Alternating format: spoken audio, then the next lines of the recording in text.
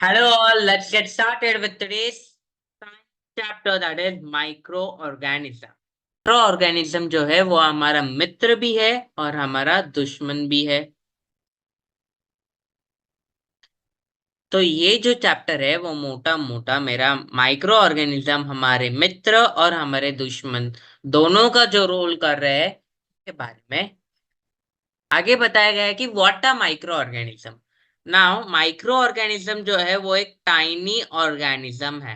Tiny organism. और ये tiny organism को ही हम कहते हैं माइक्रो ऑर्गेनिज्म। और सिंपली हम उसे अनदर वर्ड में कह सकते हैं माइक्रोब्स। क्या बोल सकते हैं? माइक्रोब्स। और जो फैकल्टी इस माइक्रो ऑर्गेनिज्म के बारे में, माइक्रोब्स के बारे में स्टडी करता है उसे हम कहते हैं माइक्रोबायोलॉजी। माइक्रोबायोलॉजी। ठीक है।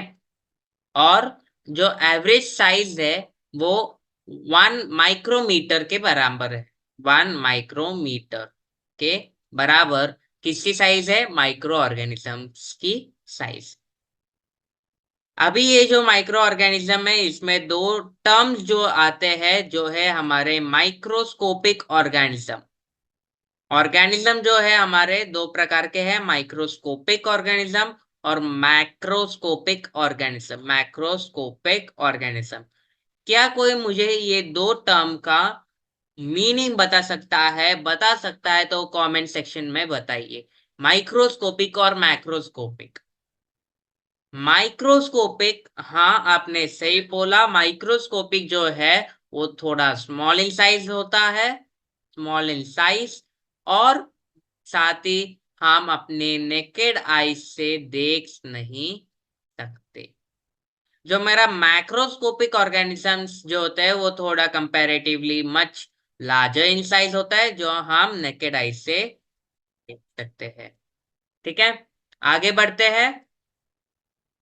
माइक्रो ऑर्गेनिजम्स एवरीवेयर, यानी आप जो है माइक्रो ऑर्गेनिज्म हम डेजर्ट रीजन में देख सकते हैं, ओशन में देख सकते हैं, फ्रोजन लैंड में देख सकते हैं, हमारे ह्यूमन बॉडी में भी माइक्रो ऑर्गेनिज्म है, और डेजर्टेड आइलैंड या सिंपल लैंड में भी, सॉइल में भी देख सकते हैं।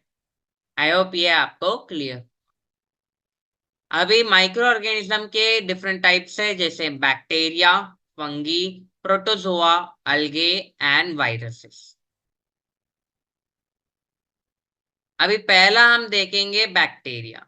बैक्टीरिया जो है ये एक यूनिसेल्युलर ऑर्गेनिज्म है। बेसिकली यूनिसेल्युलर और मल्टीसेल्युलर ऑर्गेनिज्म के दो टाइप से माइक्रो ऑर्गेनिज्म के जो है हमारे यूनिसेल्युलर ऑर्गेनिज्म। ऑर्गेनिज्म दो प्रकार के होते हैं, मेरा यूनिसेल्युलर और मेरा होता है मल्टी सेल्युलर ऑर्गेनिज्म। ये आपने छोटी कक्षाओं में भी पढ़ा है। यूनिसेल्युलर यानी वन सेल और मल्टी सेल्युलर यानी मैनी सेल, मल्टी यानी मैनी सेल्स। ठीक है। तो हमारा जो बैक्टीरिया है वो एक यूनिसेल्युलर ऑर्गेनिज्म है, यानी उसमें बस एक सिंगल सेल ही प्रेजेंट होता है। और ये डिफरेंट टाइप्स के होते हैं डिपेंडिंग अपॉन द शेप, यानी स्पेरिकल शेप के होते हैं, रॉड शेप में होते हैं, स्पाइरल शेप में होते हैं या कॉमा शेप में भी होते हैं। Most bacteria are heterotrophic while some are autotrophic. अभी ये भी आपने पिछले क्लास में पढ़ा है, ऑटोट्रॉफिक और हेट्रोट्रॉफिक का डिफरेंस। एक बार फिर से हम देखते हैं। हेट्रोट्रॉफिक जो आपके ऑर्गेनिजम्स है, they depend on some other organism for that food. Food के लिए डिपेंड करते हैं और अदर ऑर्गेनिज्म पर। और जो हमारे ऑटोट्रॉफिक ऑर्गेनिज्म है, ऑटोट्रॉफिक ऑर्गेनिज्म जो है वो खुद से फूड बनाते हैं। They are self dependent. तो ये रिप्रोड्यूस करते हैं। रिप्रोडक्टिव मेथड्स जो आपने का 7th स्टैंडर्ड में देखा है, रिप्रोडक्शन चैप्टर में, रिप्रोडक्शन प्लान्स में, तो वहां पे हमने डिफरेंट मोड्स ऑफ रिप्रोडक्शन देखे हैं, जिसका एक टाइप है बाइनरी फिशन। तो बैक्टीरिया जो है वो बाइनरी फिशन से रिप्रोड्यूस करता है, जिसमें जो एक पेरेंट सेल जो होता है, मेरा एक पेरेंट सेल, वो दो ऐसे डॉटर सेल्स में डिवाइड होता है और दो डॉटर सेल फॉर्म होते हैं। जो पेरेंट सेल होता है वो डिवीजन के थ्रू 2 डॉटर सेल प्रोड्यूस करता। आगे बढ़ते हैं अल्गी के ऊपर। अभी अल्गी जो है वो एक यूनिसेल्युलर भी ऑर्गेनिज्म भी हो सकता है, नहीं तो मल्टी सेल्युलर ऑर्गेनिज्म भी हो सकता है। और ये जो ऑर्गेनिज्म है वो फ्रेश वाटर बॉडीज के ऊपर हम देखते हैं। यानी आप ऐसे आपके स्क्रीन के ऊपर इमेज अभी दिख रहा होगा जिसमें हम अल्गी का एक सरफेस आप ओशंस पे देख सकते हो जहाँ पे वाटर कंटामिनेट होता है। ये जो ऑर्गेनिज्म है वो अपना फूड फोटोसिंथेसिस नाम का एक प्रोसेस है उससे लेते हैं। फोटोसिंथेसिस नाम का प्रोसेस आपने सेकेंड स्टैंडर्ड से पढ़ा है, तो क्या है जल्दी से आप मुझे कमेंट सेक्शन में आप बताओगे, कमेंट सेक्शन में जल्दी बताओ। है मेरा वो सेक्सुअल मोड ऑफ रिप्रोडक्शन से भी रिप्रोड्यूस कर सकता है, नहीं तो asexual mode of reproduction. Modes of reproduction भी आपने 7th स्टैंडर्ड में पढ़ा है। ये भी आप मुझे जल्दी से कमेंट सेक्शन में बताओगे कि सेक्सुअल मोड ऑफ रिप्रोडक्शन क्या होता है, असेक्सुअल मोड ऑफ रिप्रोडक्शन। और ये जो असेक्सुअल रिप्रोडक्शन है वो हम बाइनरी फिजन में देखते हैं, स्पोर फॉर्मेशन और फ्रेगमेंटेशन में। ये भी हमने 7th में पढ़ा है। जी हाँ, सेक्सुअल मोड ऑफ रिप्रोडक्शन जिसमें 2 पेरेंट का इन्वॉल्वमेंट होता है, और असेक्सुअल में सिंगल पेरेंट का इन्वॉल्वमेंट, सिंगल पेरेंट यानी एक ही पेरेंट का इन्वॉल्वमेंट होता है टू प्रोड्यूस दी ऑफस्प्रिंग। अभी जो इसके असेक्सुअल रिप्रोडक्शन के एग्जांपल्स है वो है binary fission, spore formation, fragmentation. Okay, आगे हम बढ़ते हैं फंगी के ऊपर। जो मेरा फंगी है वो एक नॉन ग्रीन ऑर्गेनिज्म है जिस विच लैक्स क्लोरोफिल। क्लोरोफिल यानी they do not have the ability to make their own food, यानी जो फंगी है मेरा they can not make own food, can not make own food. ठीक है, क्लियर है। And they can either they grow either on the living things as a parasite or dead or decomposing like saprophytes। यानी जो आपका east जो है जो आपका यूनिसेल्युलर ऑर्गेनिज्म है, और ब्रेड मोल्ड जो है वो एक मल्टी सेल्युलर ऑर्गेनिज्म है। These are the examples of fungi. जो ईस्ट है उसका फंक्शन फ्रैगमेंट फर्मेंटेशन में क्या है वो आप मुझे जल्दी से बताइए। कहाँ पे बताना है, अगेन कमेंट सेक्शन में बताइए कि ये टाइम का ये आंसर है। फर्मेंटेशन में ईस्ट का क्या रोल है, तो ईस्ट जो है वो केक और इडली में क्या काम करता है, इडली बनाते वक्त या केक बनाते वक्त, ढोकलास बनाते वक्त, वो आप मुझे बताइए। ठीक है, ये था हमारे ईस्ट के फंक्शन। यस, अगर आपने राइट आंसर डाला है तो करेक्ट आंसर है कि केक इडली ढोकलास को प्लफी बनाने के लिए, स्पॉन्जी बनाने के लिए काम करता है। प्लफी, स्पॉन्जी, सॉफ्ट बनाने के लिए काम।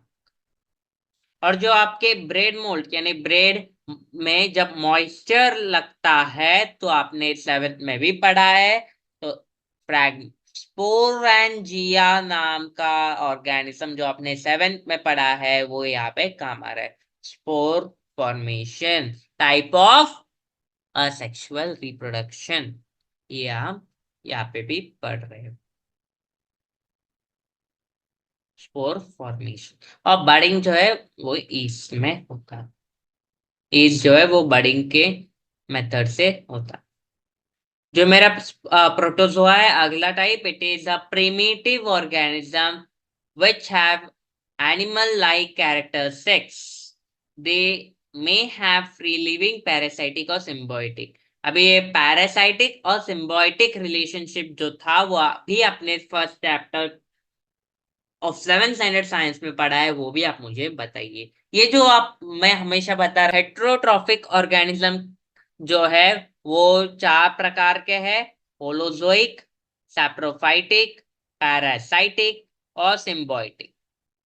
होलोजोइक यानी it obtains the nourishment, nourishment यानी न्यूट्रिशन, न्यूट्रिशन उस न्यूट्रिएंट्स उससे कहाँ से मिलता है, तो by feeding on plants and other, यानी दूसरे प्लांट्स फीडिंग यानी दूसरे प्लांट्स और एनिमल्स को खाकर उसको न्यूट्रिशन मिलता है, न्यूट्रिशन मिलता है। अभी होलोजोइक में एग्जाम्पल कौन सा है? Amoeba. Amoeba is one of the example जो दूसरे प्लांट्स और एनिमल्स को खाकर न्यूट्रिशन मिलता है। आपने देखा होगा अमीबा इनरेगुलर शेप का होता है, जो ऐसे लेता है, गल्फ करता है और फिर उसको डाइजेस्ट करता है। जो मेरा सैप्रोफाइटिक न्यूट्रिशन है, they feed on dead and decaying organic matter, यानी जो मरे हुए कैट्स हो या रैट्स हो उसको खाता है, क्रो। तो इसमें आप सेवेंथ में भी पढ़े हो, स्कैवेंजर्स आते हैं। स्कैवेंजर्स जैसे ईगल हो, जैसे आपके क्रो हो, वो स्कैवेंजर्स है जो dead and decaying organic matter को खाकर सैप्रोफाइटिक न्यूट्रिशन मोड फॉलो करते हैं। Parasitic they depend on living organism, यानी जो आपके टेप वॉर्म्स है, जो टेप वॉर्म्स है, वॉर्म्स इन स्टमक, आपके स्टमक में भी जो वॉर्म्स प्रेजेंट होते हैं उन्हें हम मराठी में जंत कहते हैं। तो वो भी पैरासाइटिक मोड ऑफ न्यूट्रिशन, हमारा जो स्टमक में जो वॉर्म्स होते हैं वो आप हमारे ही मोड न्यूट्रिशन को खाकर सरवाइव करता है। So this is one also the example, one of the example. Symbiotic mode of nutrition in which both are beneficial, यानी जो आपने first chapter of 7th standard में पढ़ा है न्यूट्रिशन एनिमल्स, वो चैप्टर जरा आप होमवर्क में पढ़ के आइएगा, जिसके कारण आपको थोड़ा पार्ट इसमें इजीली समझ में आएगा, जिसमें आपका नाम आता है लेग्यूमिनस प्लांट्स, लेग्यूमिनियस प्लांट आपने पढ़ा होगा। फंगस जो है, अलगे जो है, वो सिम्बायोटिक न्यूट्रिशन फॉलो करता है। आई होप ये पूरा आपका जो था हेट्रोट्रॉफिक और ऑटोट्रॉफिक 7th का ही पार्ट था, जो आपने फिर से 8 में पढ़ रहे। ठीक है, और बाकी सब ये थोड़ा आगे बढ़ते हैं वायरस के ऊपर। वायरस मोस्ट फेमस कौन सा? हमारे बैच को पता है, हमारे जनरेशन को पता है, कोविड-19, also famously known as corona, corona virus. Yes, तो जो एक स्मॉलेस्ट अल्ट्रा माइक्रोस्कोपिक ऑर्गेनिज्म है, जो ग्रो करता है, मल्टीप्लाई करता है, जब वो होस्ट सेल यानी लिविंग बींग्स यानी इनसाइड लिविंग सेल हमारे अंदर जब आएगा, तब वो लिविंग एक्टिव हो जाएगा। बाहर उसका वो डेड है, आउटसाइड डेड, यहाँ पे लिख भी रहा हूं, और आउटसाइड वो डेड होता है, अंदर आने के बाद इनसाइड वो एक्टिव हो जाता है, living when it enters into the body. They are either considered living और डेड, जो मैंने अभी जैसे आपको समझाया, और जब होश में आए तब वो एक्टिव हो जाता है, यानी रैपिडली दे स्टार्ट्स डिवाइडिंग। यहाँ पे आपके थोड़े क्वेश्चंस आते हैं जो आपको मुझे आंसर करने हैं। Name the different types of bacteria depending upon the shape, name the locomotive organ present in bacteria, what is the shape of paramecium, और कौन से पार्ट से वो लोकोमोशन करता है। अभी और क्वेश्चन से define micro organism. So question, what are the different types of organisms? तो हमारा जो मेजर 4 कैटेगरी है वो आप मुझे बताओगे। फिर व्हाट इज पायरोगायरा? अलगे, वायरस, बैक्टीरिया और फंगाई, ये अभी हम टिक करते हैं जो है। नाउ लिस्ट एनी 2 डिसीज, तो डिसीजेस हमको कवर करने हैं। Right a short note on bacteria. यहाँ तक आपका पार्ट 1 जो था इस चैप्टर का वो हम खत्म करते हैं।